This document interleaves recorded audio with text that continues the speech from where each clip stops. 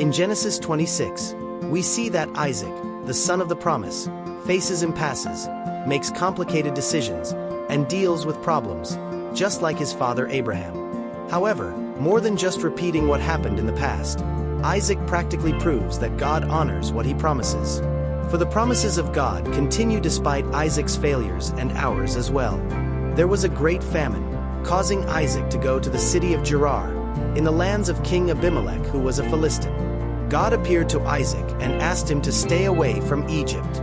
Thus, he renewed his promise made to his father Abraham, which was to multiply his descendants, who would be as numerous as the stars in the sky, and all the nations of the earth would be blessed.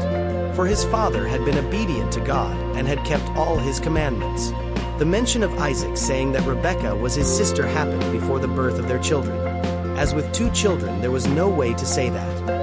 What had happened to his father also happened to Isaac in having to say that Rebekah was his sister, so that he would not be killed. Because at that time kings could have matrimonial rights over any woman they found pleasing. King Abimelech, by chance, sees Isaac caressing Rebekah and suspects the truth. He calls Isaac and rebukes him for knowing that Rebekah was his wife and not his sister. Isaac's attitude could have led a Philistine to deception, causing him to sin against his wife, bringing misfortunes upon the king's people. Then, Abimelech gives an order that no one should touch Isaac and Rebekah, and whoever does will die. Isaac, then, remains in the city of the king, sowing in these lands. God blessed Isaac, bringing him great fortune, as he had flocks, cattle, sheep, and numerous servants. Due to Isaac's wealth, all the Philistines envied him. For this reason, the king's people filled with dirt all the wells his father had made, and after this act, they even expelled them from the city. Isaac, then, reopens other wells in different areas in the city of Gerarah, but the Philistines continued to close the wells, leading Isaac to go to another city. To these wells, Isaac gave names. The first one was called Ezek, which means disputes and conflict. In the other well, he named it Sitnah, which means enmity. And finally, in another, the name of Rehoboth, which means spaciousness, wide places. Instead of Isaac entering into conflict with the people, he moved to another place, digging other wells. But they were always closed by the people of Gerarah. Then, Isaac ends up leaving that city and goes to Beersheba, which is the place of Rehoboth, which means the abundance and prosperity of God, the land that God offers to Isaac, so that he may become prosperous.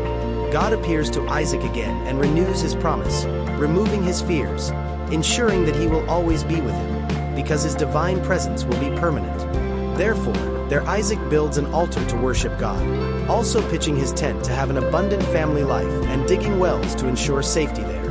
And everything was arranged with the divine side, under God's guidance, who was always present, blessing him. King Abimelech, with Ahuzath and his counselor Phicol, who was the chief of his army, went to speak with Isaac, who became suspicious. For they had hated him and had expelled him from their midst. They tell Isaac that God was with him, and convinced of this, they then ask that the old rivals be forgotten and that there be an oath between them for an alliance, a pact to govern future relations. The way Isaac responded to this was by throwing a grand feast. Everyone ate and drank, and thus sealed friendship and forgiveness, bringing peace. The crucial point for this peace was the discovery of water in a well, made by his servants. And this well was given the name of Seba, which is the name of Beersheba, meaning the well of the oath, and it is still called that to this day. Esau, son of Isaac, who had sold his birthright to his brother Jacob, not caring about the inheritance for being the firstborn, had the same attitude of disinterest in the desire of God and his father Isaac to arrange wives. He chose pagan women, named Judith and Basmat, as they both worshipped other gods.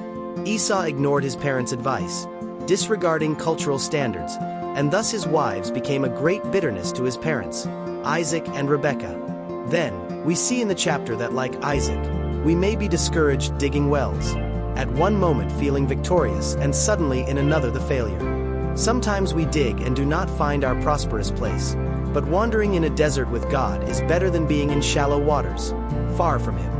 Many times, we feel frustrated like hostile land, other times tempted to act according to our will, appealing to things that permeate what is not divine.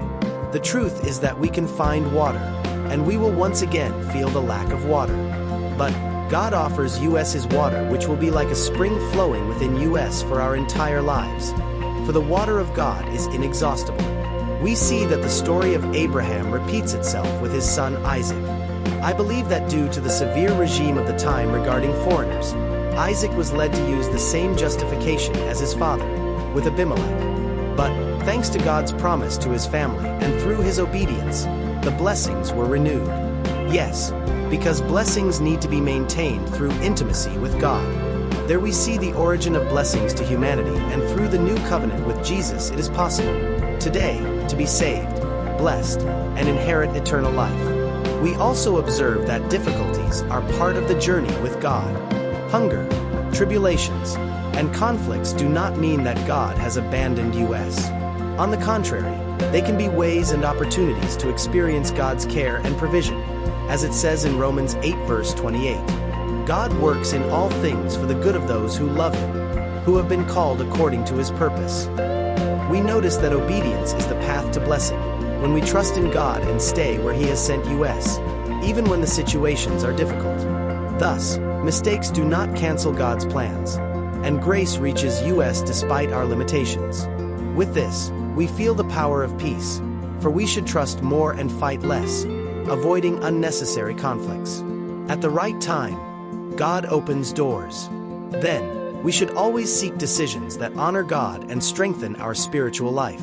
Did you like the content? Leave your like, share with your friends, and subscribe to the channel for more inspirational messages.